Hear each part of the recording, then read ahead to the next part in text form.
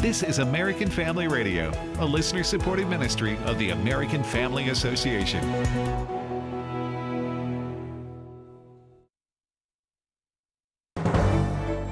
You're listening to American Family News. I'm Bronson Woodruff. The Israel Defense Forces are facing challenges in Gaza. Fox's Trey Yingst has the latest from southern Israel. Yesterday alone, 9 Israeli soldiers were killed in a single incident in the Sajaiya neighborhood. We are learning more about what took place in northern Gaza.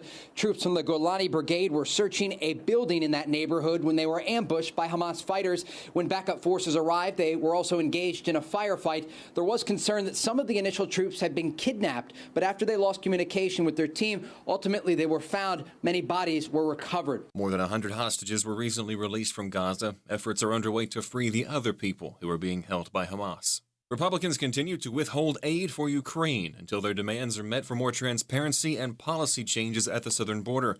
Here's Tennessee Senator Marsha Blackburn on Fox Business's The Big Money Show. We should be securing our border first before we talk about Ukraine's border. Also, we should be pushing forward with funding to Israel because they've been very explicit about what they need in order to defeat Hamas. The president said he is willing to negotiate on the GOP's demands if Republicans will move quickly to support Ukraine and other U.S. allies. Missouri Attorney General Andrew Bailey thinks the Biden administration may be trying to hamper his investigation against a university clinic. Chris Woodward has the story. Bailey is concerned about what he calls child mutilation factories that were operating across the state of Missouri. In February, a whistleblower came forward, and that prompted investigation into Washington University in St. Louis over its practices regarding irreversible life-altering procedures on minors. When Bailey's office began collecting evidence from the clinic, Bailey told the Washington Watch program the clinic was cooperative. And so we got several tranches of documents that we've been able to go through, but it led us to some different angles of our investigation. And so we've followed up with additional requests for documentation. After agreeing to turn over another set of documents, Bailey said the clinic claimed it could not because of HIPAA. We have reason to believe that the federal government has whispered in the ears of the clinicians and told them not to comply with our investigation, yet HIPAA has an explicit exception for state regulators who are investigating these types of abuses. So we're entitled to these documents legally, and we filed suit to make sure we can obtain the documents and close out our investigation and hold any wrongdoers accountable. I'm Chris Woodward. A conservative activist says he is not surprised that the Harvard president has not been booted out over comments she made at a congressional hearing. AFN's Chad Groening has more. As we reported on AFN, despite intense backlash over her congressional testimony on anti-Semitism, Harvard University President Claudine Gay will remain on the job. The Harvard Corporation, the university's governing body, issued a statement reaffirming its support for Gay on Tuesday morning, saying, quote, "Our extensive deliberations affirm our confidence that President Gay is the right leader to help our community heal and to address the very serious societal issues we are facing." Gary Bauer of the Campaign for Working Families is not surprised at the decision. I'm not really surprised that the Harvard president has not been booted out. It's just additional evidence that there's a leftist monopoly at the university campuses.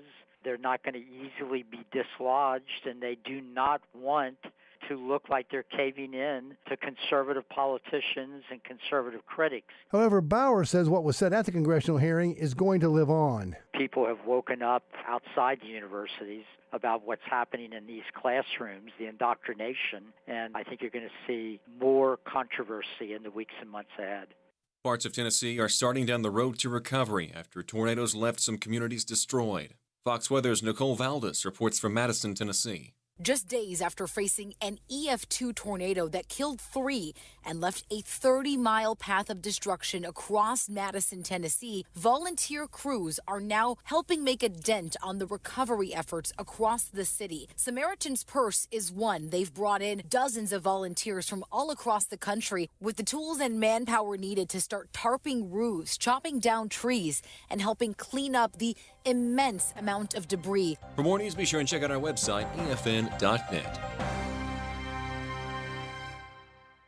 Weekday mornings at 8 Central, Pastor Jeff Shreve offers real truth for today. I'm the pastor of First Baptist Church in Texarkana, Texas, and the founder of From His Heart Ministries. The world around us is rapidly changing, but God and His truth will never change. I may be the host of the show, but I want God's Word and His truth to be the star of the show. Join Pastor Jeff Shreve each weekday morning at 8 Central for Real Truth for Today on American Family Radio. Darkness is not an affirmative force. It simply reoccupies the space vacated by the light. This is the Hamilton Corner on American Family Radio. It should be uncomfortable for a believer to live as a hypocrite. Delivering people out of the bondage of mainstream media and the philosophies of this world. God has called you and me to be his ambassadors, even in this dark moment. Let's not miss our moment. And now, the Hamilton Corner. Good evening, everybody. Welcome to the Hamilton Corner here on American Family Radio. I'm your host, Abraham Hamilton III, joined by the corner contingent right across from me, a man 100 grand, Mr. Bobby Rosa. A little too hot on that, the last little bit. You all right? You recovered from that? And in the screening room, producer extraordinaire, fresh from the barbershop. Line is so sharp, you get too close to him, you're going to get it. Might draw back a nub.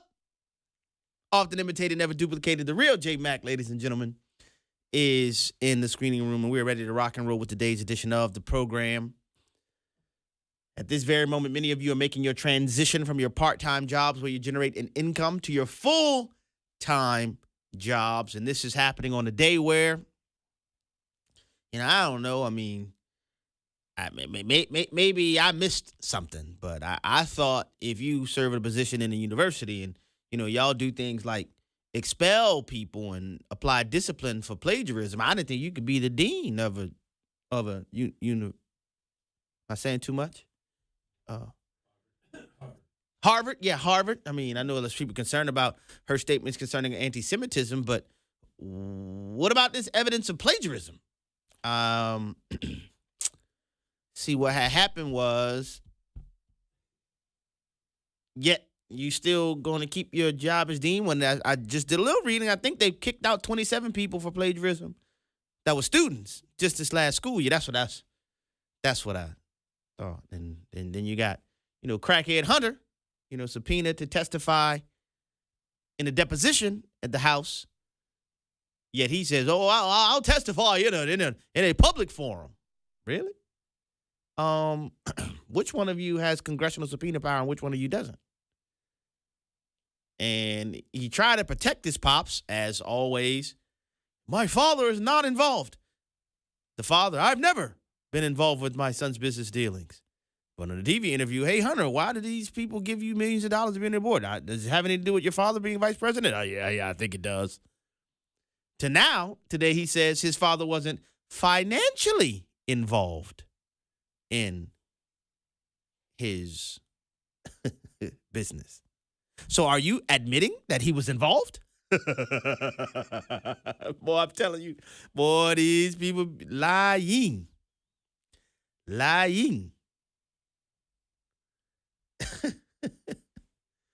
And don't make no mistake, I understand very clearly the reason why Claudine Gay has not been fired from Harvard yet.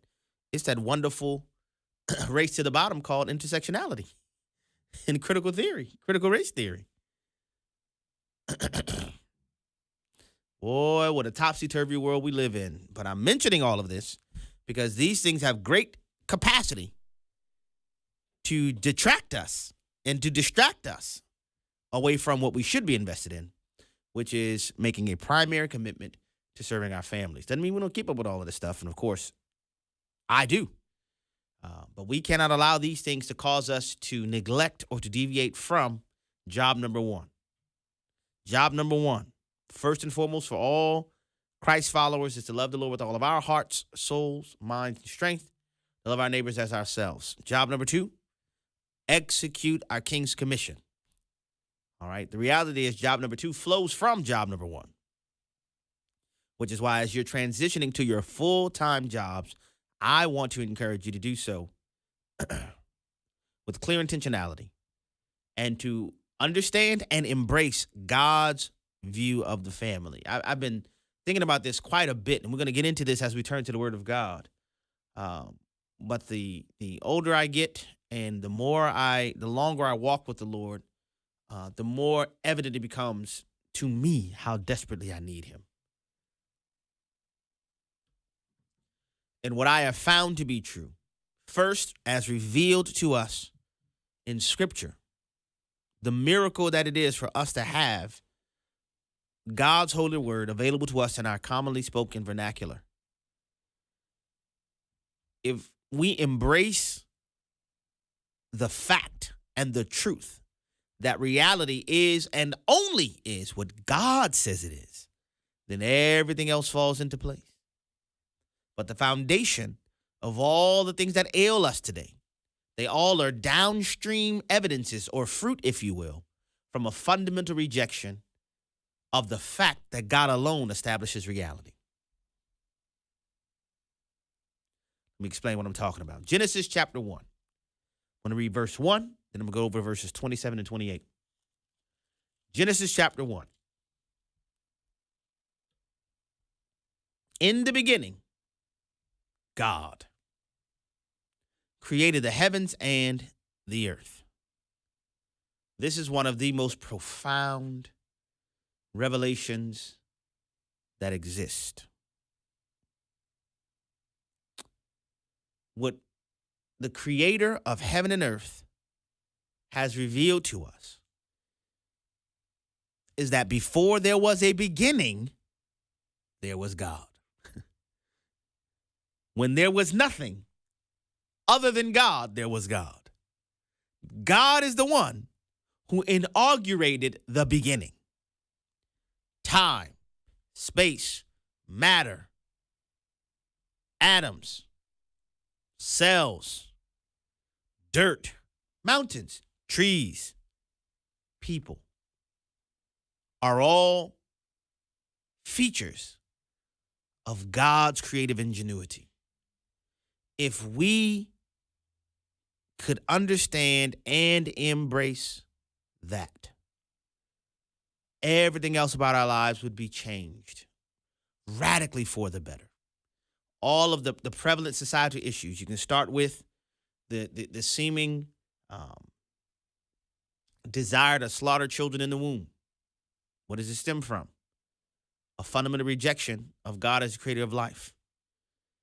What does that stem from? Really, because life is conceived as a result of men using their bodies to do something God has said is good within a specific context. But what mankind wants to do over and over and over, this is the issue. Did God surely say? Over and over and over, this is the issue. Did God surely say?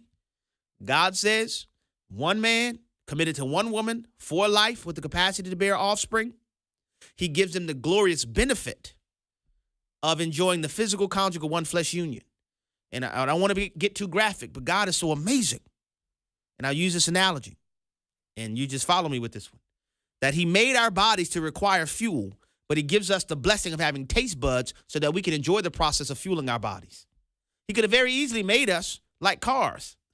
You know, cars require gas. Well, for now, don't let them get their hands on the combustion engine, which they're trying to do.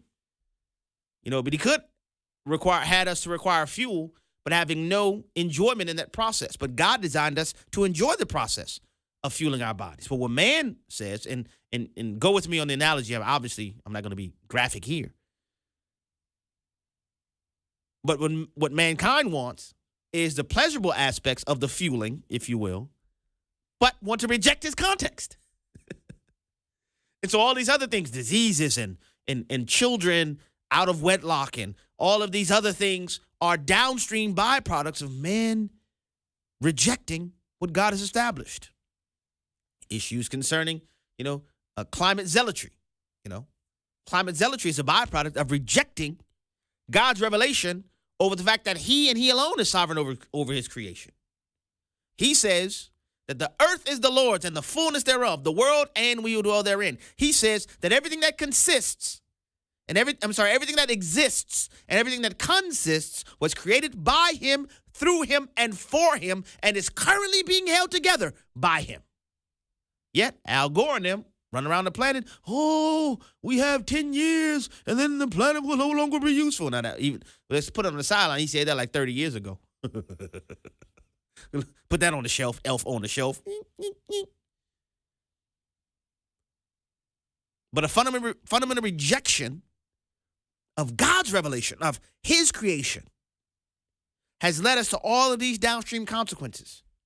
You have nations voting today, we have to get rid of fossil fuels. When the truth is, fossil fuels is the primary source, energy production specifically, that lifts the largest number of people out of poverty in the history of the world. Yet, we have to push toward net zero. Did God surely say? Harming for children, murder, economic issues. The Lord told us the borrower is a slave to the lender. Yet we have a government, what do they love to do more than anything else other than lie? They love to borrow. Down the line, every iteration, what we find ourselves entangled in a web that's created by a fundamental rejection of God's revelation concerning his earth. And all of this led me to a question. My wife and I were watching an interview with John Lennox. He's a mathematician by trade, but he's a profound apologist. I appreciate his style, his delivery, his substance. It's phenomenal. But it led me to this question. Because our society, I won't say loves, but we enjoy the benefit and even celebrate the willingness to study, to query, to ask the question, to investigate, to do research, the pioneering spirit, the exploration. Boldly go where the man has not gone before. Why do we as human beings think query, exploration, asking questions? Why do we think that search is something that is good? The world will tell you this. Secular society, gazillions of dollars are spent in universities all around the world, and in particular in our country as well, to do research. Why? There is an inherent presumption that, I won't even say a presumption, but there is an investment because we have concluded that studying and research is good. But then I'll ask the question again, why? If we are all casual features of randomness, why do we have this thing inside of us that drives us to research and to appreciate research? Why does that research penchant that we have, why is it not found in the animal kingdom? The animal kingdom, animals do what they're designed to do. But there's no pioneering initiative. They just do what they're designed to do. I believe I can tell you why. Genesis chapter 1, verses 27 and 28. So God created man in his own image. In the image of God, he created him, male and female. He created them. And he blessed them. And God said to them, be fruitful, multiply, replenish the earth, and subdue it, and have dominion over the fish of the sea, and over the birds of the heavens, and over every living creature that moves on the earth. The Lord has already told us why we, as human beings, and this is an aspect of general revelation. This applies to all people. We have this desire to search, to look, to investigate, to query, because God created us to do it. From the very beginning, he said he put man in the earth for fruitfulness, yes. For multiplication, yes. Replenishing the earth, yes. But to subdue the earth. I've explained before, the Hebrew word there is kavash, which means to make it subservient or to make it conducive for maximized human flourishing. We have this desire to investigate the world around us for maximized human flourishing because God designed us to do so. And isn't it a remarkable exercise in rebellion to when mankind, the created vessels that we are, when we use the ingenuity that God has hardwired within us to try to explain away or to exclude him from his very own creation. What a tragedy. The work of being a parent is an awesome responsibility. It's a great responsibility. It's a privilege. It's a joy. Pastor Joseph Parker. Our job is to do all we can to help our children come to know Christ, and then to passionately be involved in the work of discipling them, helping them to grow up in their faith, to become mature, strong, vibrant, young men and women who love Jesus and live for Jesus every single day. Father, thank you for the opportunity. Lord, with every passing day and more, help us all to grow in our understanding of how critical it is that we do our job, that we carry out what you've called us to do. But help us to know, Lord, that your word is a wonderful tool, a wonderful guidebook in helping us and equipping us to be faithful disciples and faithful disciple makers as well. In Jesus' name we do pray. Amen. Pastor Joseph is the author of the book, The Intercession Chronicles. It's a parable about prayer, and you can find it at resources.afa.net. Hey friends, it's Jessica Peck, Dr. Nurse Mama, as your 1-minute parenting coach. When you hear the unthinkable has happened to someone, does your mind start an invisible ticker tape to think, I would never do that? We look for something that's different, and we get relief with self-adopted comfort that could never happen to me. You usually share that observation with those around you. Subconsciously, you're trying to reassure yourself. This psychological shift signals stigma, placing someone in a different imaginary category based on characteristics you see as undesirable and threatening to your feelings of security. So be kind when you hear of other struggles. Express empathy and be a good listener. Your kids are listening to you. I'll see you on the Dr. Nurse Mama radio show here on American Family Radio. In this new world, on this new day, we rejoice that Roe v. Wade has been overturned. Preborn has been preparing for this moment for the past 16 years by positioning their clinics in the top 6 abortion states where 50% of abortions occur. Sadly, 5 of these 6 states will continue to abort babies at an even greater level. And since the abortion pill accounts for over 50% of abortions, babies are even more at risk. Preborn pregnancy clinics are completely dependent on you as they offer life-saving ultrasounds and the life-saving gospel to moms and babies in crisis. When I heard her heartbeat, I decided to keep her. And now my daughter's about to be 3. I don't know where my life would be without her. To learn how you can be a part of rescuing babies' lives and sharing the heart of Jesus, go to preborn.com or dial pound 250 and say the keyword baby.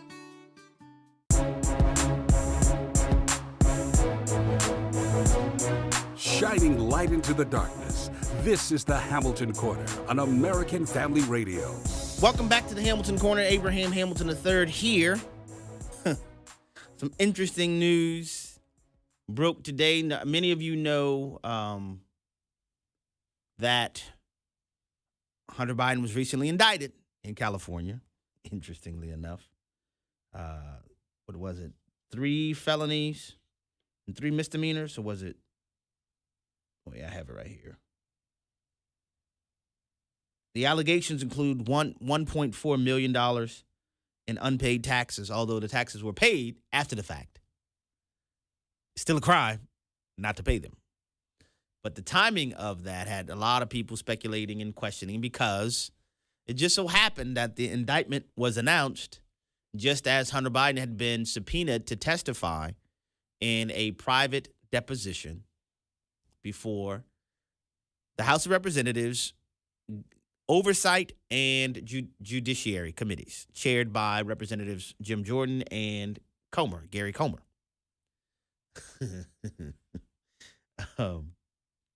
Many of you are aware that a Democrat Party mega donor paid Hunter Biden's back taxes for those years that were beyond the scope of the other unpaid taxes for which the statute of limitations were run out by David Weiss.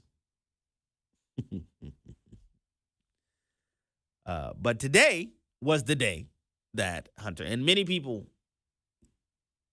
concluded that the indictment was contrived to allow Hunter Biden to invoke his rights under the Fifth Amendment against self-incrimination, which, thanks be to God, we have a Fifth Amendment that protects all accused parties in criminal consequences, in criminal circumstances, I should say.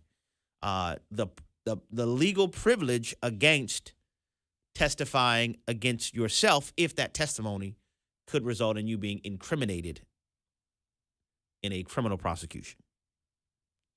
I strongly believe that has a connection to the timing of the indictments, because these are from taxes that weren't paid from 2016 to 2019. We fenced to be in 2024. You know, we a couple days we're gonna be in 2024. It's been a little while. You know, but interestingly, oh man, this is so funny to me. Interestingly, Hunter Biden was scheduled, as I said, to testify today in a private deposition, to where the House committee members would have been able to ask him questions. But Hunter Biden did not comply with the House of Representatives subpoena. However, he appeared near Capitol Hill, on Capitol Hill. I'll say he appeared on Capitol Hill, not to testify though, but to give a press conference. I'll give you a little snippet of the press conference because Hunter Biden says, the Republicans, they just want to make fun of my addiction. They don't really want to search the truth. They just want to make fun of my addiction. So I don't want to testify in private. I want to testify in a public hearing. Listen to this. It's clip number 3. Go. Here I am, Mr. Chairman, taking up your offer when you said we can bring these people in for depositions or committee hearings, whichever they choose. Well, I've chosen. I am here to testify at a public hearing today to answer any of the committee's legitimate questions. Republicans do not want an open process where Americans can see their tactics, expose their baseless inquiry, or hear what I have to say. Now, sorry, I'm taking a sip of my water because it's hard to digest that malarkey. This is remarkably laughable to me for a number of reasons. So he wanted you to believe that he was showing up to express his willingness to participate in a transparent query to get to the truth. Well, he left out a few things. First, he only showed up there on Capitol Hill because he was subpoenaed. It's not like, it's not like he was invited, like Bobby's having a barbecue. He's like, hey, man, why don't you come on over to the house if you're available? And you come over, you can get some of these ribs, He wasn't invited just to have an open-ended. He was subpoenaed. Now, if you're so willing to be open and honest for the American people, why did it require the House committee to subpoena you? You were there, Chief, because you were subpoenaed to be there. Now, here's the second thing. He showed up on Capitol Hill and was intentional to stay several feet away from the jurisdiction of the House of Representatives Sergeant at Arms. If you're so willing to have this hearing, why don't you go a few feet to the left? Why don't you back up a little bit? Because had you backed up or moved over a little bit, the House of Representatives Sergeant at Arms could have arrested you and made you show up at the committee. So you didn't show up to testify. You showed up for a public relations stunt. But in so doing, this is one of the things. I mean, I'll tell y'all. I probably shouldn't give y'all this insider information. Whenever I had the opportunity to cross-examine defendants on the witness stand, I always wanted them to delve into the facts of their story and I would ask questions, detailed questions about the facts. Because here's the reality. When people lie, their lies will unravel ultimately when confronted with objective truth. So as Hunter Biden is having his press conference, he's not going to show up for the deposition, but he's going to host a press conference and then roll out. Now, from the very beginning, Mr. Joseph Robinette Biden has said that this is an investigation into, from the very beginning, Mr. Joseph Robinette Biden has said, I have never known anything about my son's business dealings. Never known anything. Never known anything. Never known anything.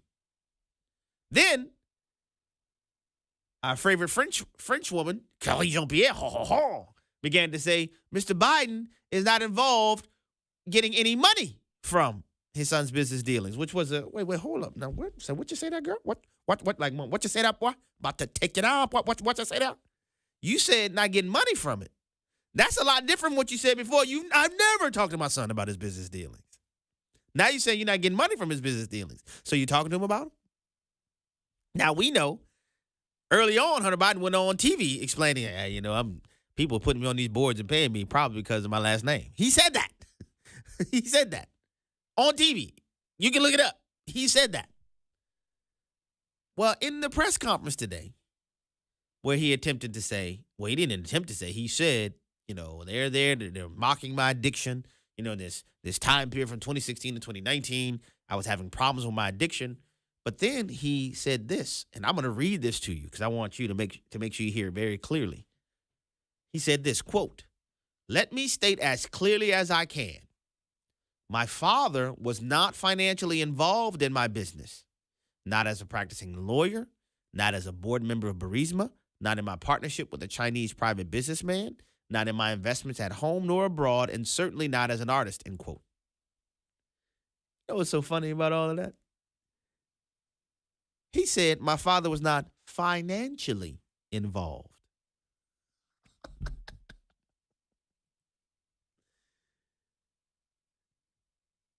My father was not financially involved. Now, how am I supposed to take that? My father was not financially involved in my business dealings.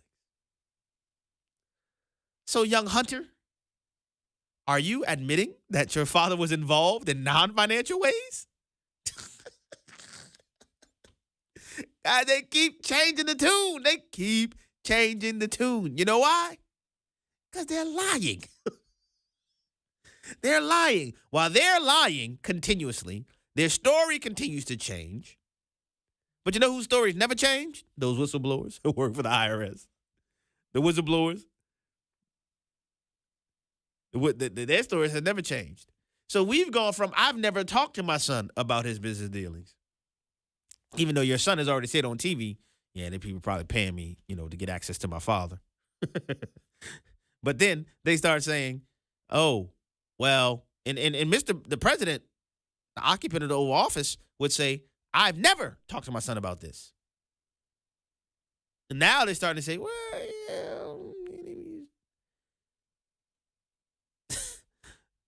read that again. This is remarkable.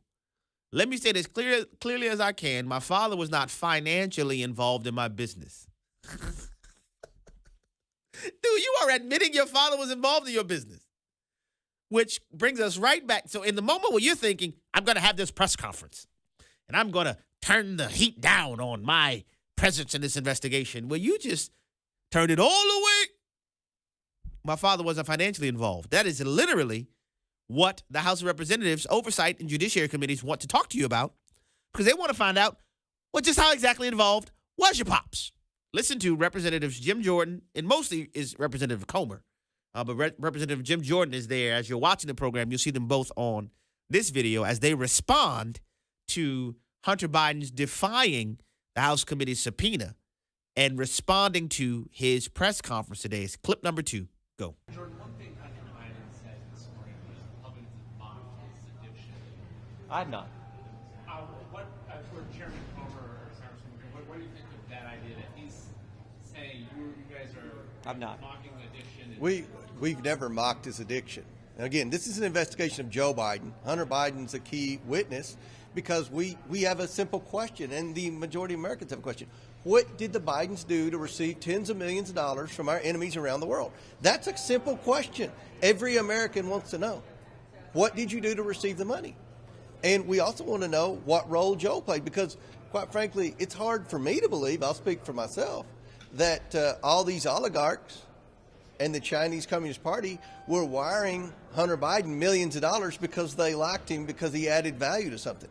We believe, as what Devin Archer testified in the transcribed interview, that they were selling the brand and Joe Biden was the brand. And we believe that Joe Biden's known about this all along because he hasn't been honest with the American people. As Chairman Jordan said, his story continues to change. In the very beginning, when we launched this investigation, Joe Biden said he never met with any of these individuals. Now we know he met with all of these individuals. The narrative when we started this investigation was that no money ever transferred to the Bidens while Joe Biden was vice president. Now we know a huge percentage of the money transferred while Joe Biden was vice president. The majority of the shell companies were incorporated while Joe Biden was vice president. So we have a lot of questions about some very concerning transfers. That's why we have the thousands of pages of bank records. We've been very transparent with the media. This has been, I think, the most transparent political or congressional investigation since I've been in Congress for 7 years. We've produced 4 bank memorandums with specific bank statements. I mean, this is a concern. This is about public corruption at the highest levels. Now,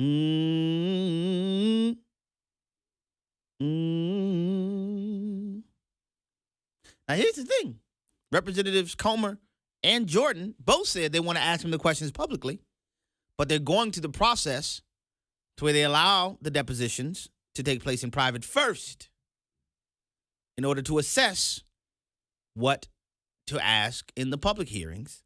But it's remarkable, as they noted, the change in tone.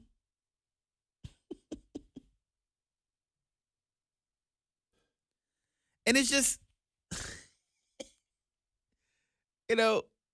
maybe I'm too simple. I'm a father. I can't imagine having a son who just so happens to travel with me on an airplane to a particular nation. Specifically to meet with businessmen in that nation, like China, China, on some plane called Air Force Two. And there are new conversations. So, Hunter, why'd you want to come on this trip? What are we going over here to do? It's remarkable at this point. Also, today, breaking news today, the House of Representatives voted to advance the impeachment inquiry into Mr. Joseph Robinette Biden, which, it's interesting. The timing is interesting. But the big news today, you have Hunter Biden himself, not Devin Archer, not Tony Bobolinsky. You have Hunter Biden himself tacitly admitting his father was involved in his business dealings and saying that he was not financially involved. So then what was he involved in, Hunter? What if he's not involved financially? What is he involved with? Why is he involved with it? What exactly is the involvement? At first, he hadn't met anybody. Now we know he's met all of the people.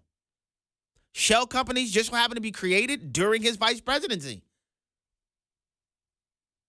All of that's just coinky-dink. Oh my goodness. So in an effort to continue to shield his father, he actually makes it worse for him. But that's not going to lower the volume of inquiry. That's going to raise it up. If he's not financially involved, then what exactly is the big guy involved in? What exactly? And it's sad, guys, but it's revelation as to just how corrupt people in the upper echelons of our very own government. And it actually is indicative of the spiritual condition in our nation. Because the Bible talks about when corruption is so prevalent, Isaiah 59 is one of the sources. It's an outflow and an outgrowth of the corruption that's prevalent within the people. More on the Hamilton Corner when we come back.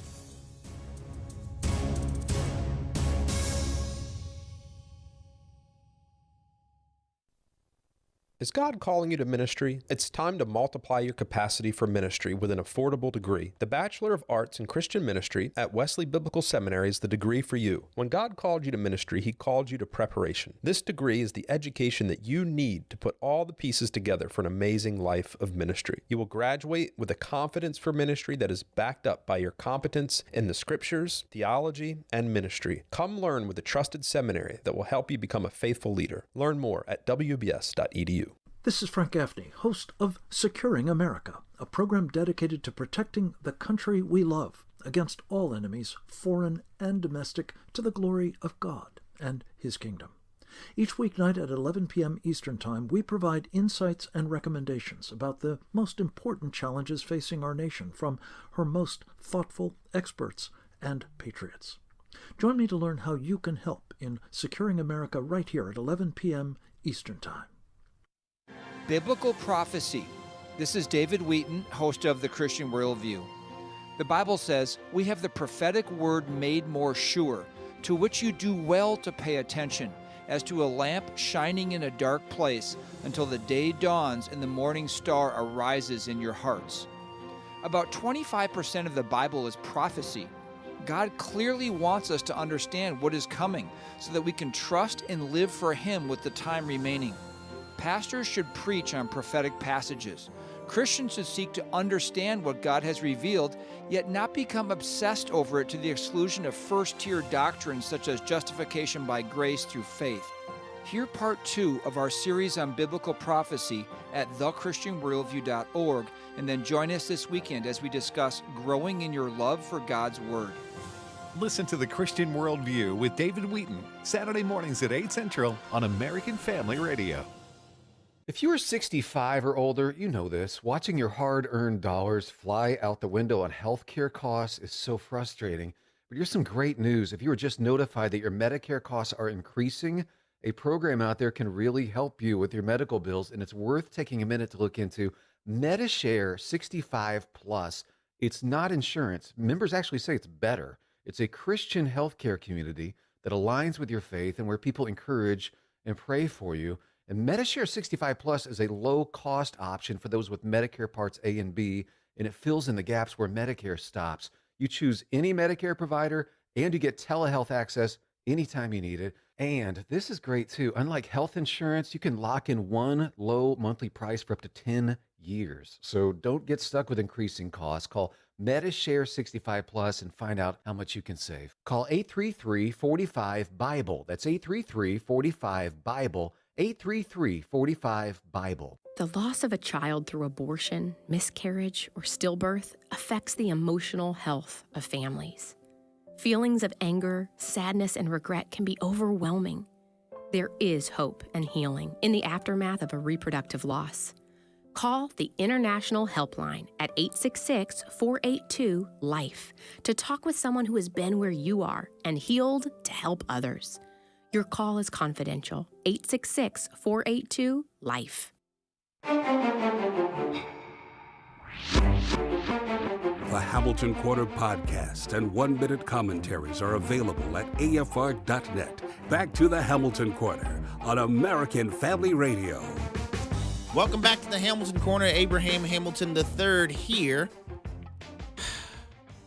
I am heavy-hearted to share this next story I'm going to share with you because this is just the latest iteration of the continuous push to try to really corrupt the minds of the children in our country. This story comes to you from Shelby County, Tennessee, where Memphis is located in the Cordova area. At an elementary school there, Chimney Rock Elementary School, and this is not a joke, this is serious, the Satanic Temple has announced that it is poised to host its after-school Satan Club at Chimney Rock Elementary School in Shelby County, Tennessee, starting January 10th. Listen to this clip. It's clip number 1.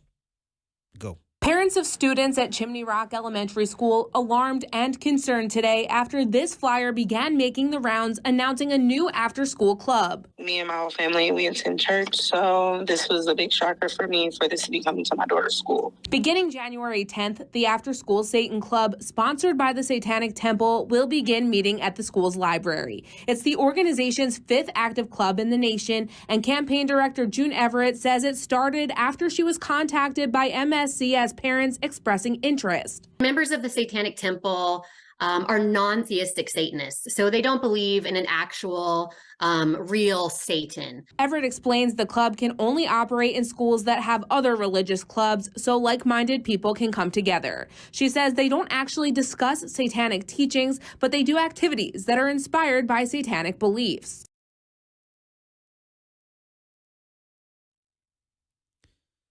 Yeah.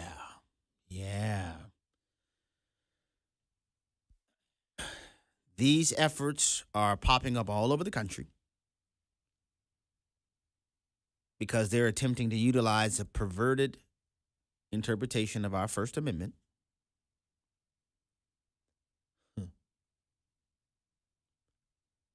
and these Satan clubs specifically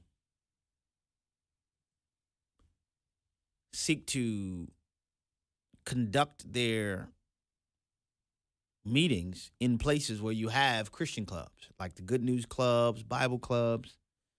They're committing to try to show up anywhere Christians are endeavoring to have children learn about the Lord.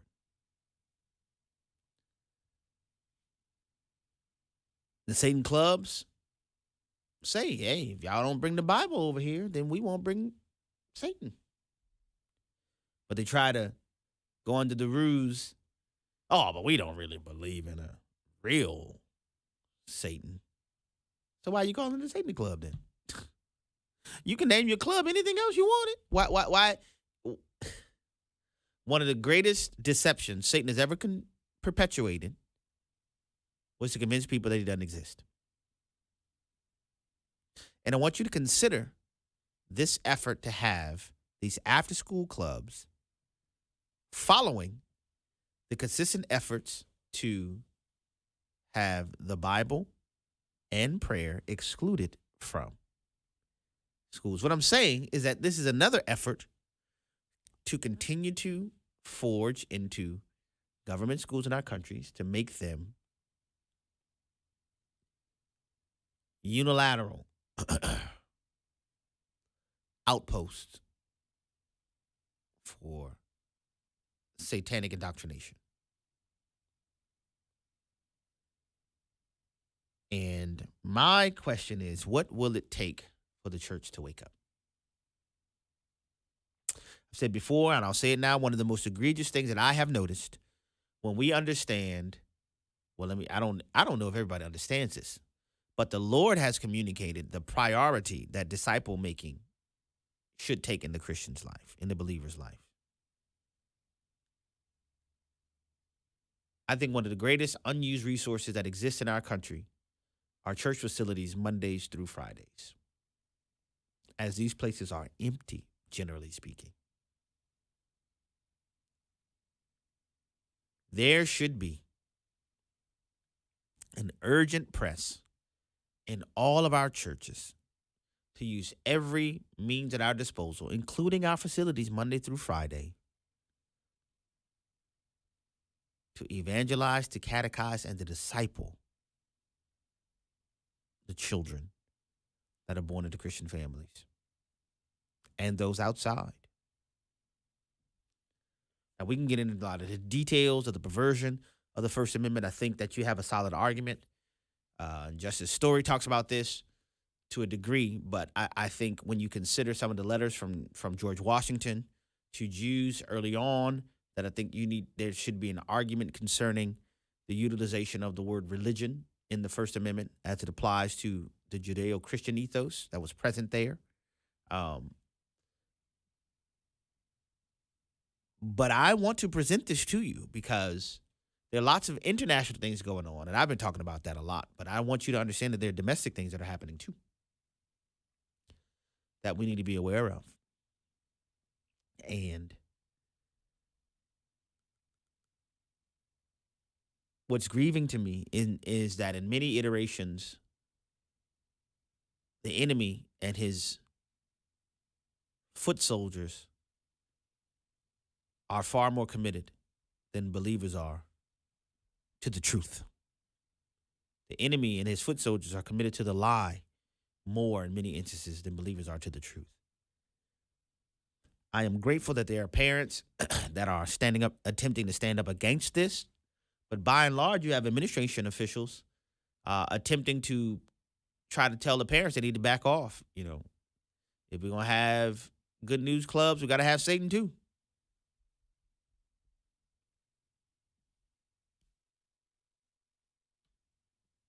But they don't say that in terms of curriculum. Man, it's just a shame. And that brings me to this next story.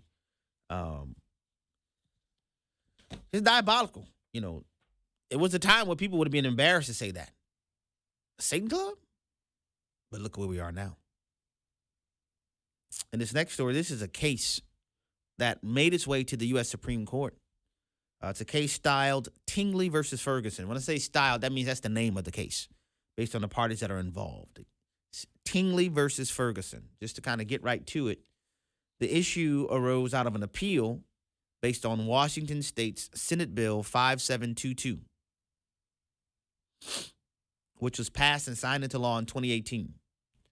What the state of Washington signed into law was a measure that said that licensed healthcare providers are barred from, quote, performing conversion therapy on a patient under 18. Violators face a fine of $5,000, remedial education, suspension from practice, and a license revocation.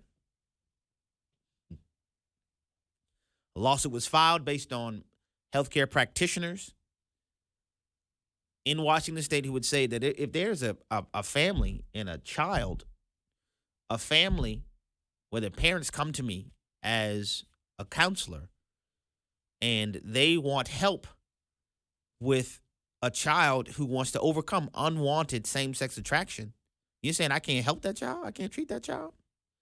That's what the law in Washington State said. Now, interestingly, let me just deal with the law. I've said this on the radio before, and it's remarkable to me because we're living in a day and age where people talk about, gender fluidity. But the reality is they really say it only flows one way. That if a child is a boy, but if they say they're a girl, then you can flow that way. And if the child is a boy, they want to say they're a girl and they're attracted to boys, you can flow that way. But if a boy is saying that, I thought I was attracted to boys, but I really don't want to be attracted to boys, you can't flow back the other way. Now, make sense for me. It's fluid, but it's not fluid. It's fluid, but it has a one-way sign. It's remarkable. Well, I'm bringing this to your attention because healthcare providers, including many Christian healthcare providers in Washington, had appealed the Ninth Circuit Court's ruling, saying that, the Washington's law should stay intact. But the U.S. Supreme Court has declined to hear the case. How did they do so? I'll tell you. Justice Neil Gorsuch, Justice Amy Coney Barrett, Chief Justice John Roberts agreed with Justice Sonia Sotomayor, Justice Ketanji Brown Jackson, and Justice Elena Kagan, and they overruled the other three justices 6-3. Whereas Justices Alito and Justice Thomas both wrote dissenting opinions, and Justice Brett Kavanaugh joined their dissenting opinions because Justice Thomas argued this is a clear case of viewpoint discrimination. You're saying that the practitioners, if they have one opinion, then they can treat the child, but if they don't have that opinion, they can't. And to make it even more galling is that we have two separate United States appellate court circuits who approach this issue differently. It's called a circuit split. The U.S. Court of Appeals for the Ninth Circuit has concluded that Washington's law is a legitimate healthcare regulation, but the 11th Circuit has held that laws like this violate the healthcare provider's freedom of speech and viewpoint. So this is a textbook case of a circuit split, which is the circumstances, which presents the circumstance where usually the Supreme Court would say, let us hear the case so that we can resolve this matter so that the law is consistent across the country. That didn't happen in this case. And see, what's happening is repeated on some of these important issues concerning sexuality. Specifically, Justice Neil Gorsuch seems to find himself on the wrong side. And now Justice Amy Coney Barrett is on the wrong side. Now, this case is not going to get as much publicity as other cases because this was not an opinion rendered by the justices, but it was a denial of certiorari. That's the technical term, which means that the Supreme Court has said, we're not going to hear the case. Guys, this is absurd. This is absurd. How can you have a scenario when a child, they can flow one way, but they can't flow back? And you have a state law now being upheld to allow to remain in place in Washington as a result of the Supreme Court's inaction that says if the child wants help in this area and the parents want help in this area, the law prohibits you from doing so. How can you have free speech and freedom of professional ideology and viewpoint if that is the case? You are literally telling any healthcare providers, any medical practitioners in the state of Washington that if they have these opinions, you have to leave the state in order to practice. Then let's go a bit further. What about the children? What about the children? See, guys, what we're living in now, you see these outrageous outfits people wear, this, out of control lust of the flesh that's prevalent all over society. These are the downstream consequences of the sexual revolution of the 70s. Can you imagine what our society will look like 10, 20 years from now? And what is happening is that the spirit of the age is pushing forward, moving us toward this, as it was in the days of Noah. And you see this case, this denial of certiorari from the Supreme Court, are some of the legal maneuverings that occur that are set in place. And I remember when I was a little boy reading the Bible, and it say, as it was in the days of Noah, and I could not wrap my mind around it. There is no law. I mean, whatever men want to do. I'm like, whoa, let's just look around. So you literally have a state legislature in Washington be like, yeah, you know what? We got an idea. How about this? All of the medical practitioners in our state, you can't help a child overcome unwanted same-sex attraction. You can help them if they want to explore and develop same-sex attraction, but you can't help them overcome it. And in other places around the country, the same medical establishment will say, hey, yeah, you know what? 5-year-old comes to you saying they want to wear dresses. Let's give them some puberty blockers. Let's give them medication. Guys, this is crazy town. But it all flows downstream from what I said at the very beginning. When we reject in the beginning God and the fact that this is his world and we are his creation, and the only way to make sense of his world is to live according to his revelation of his world. When you reject the word of God, you don't hurt God, you hurt you.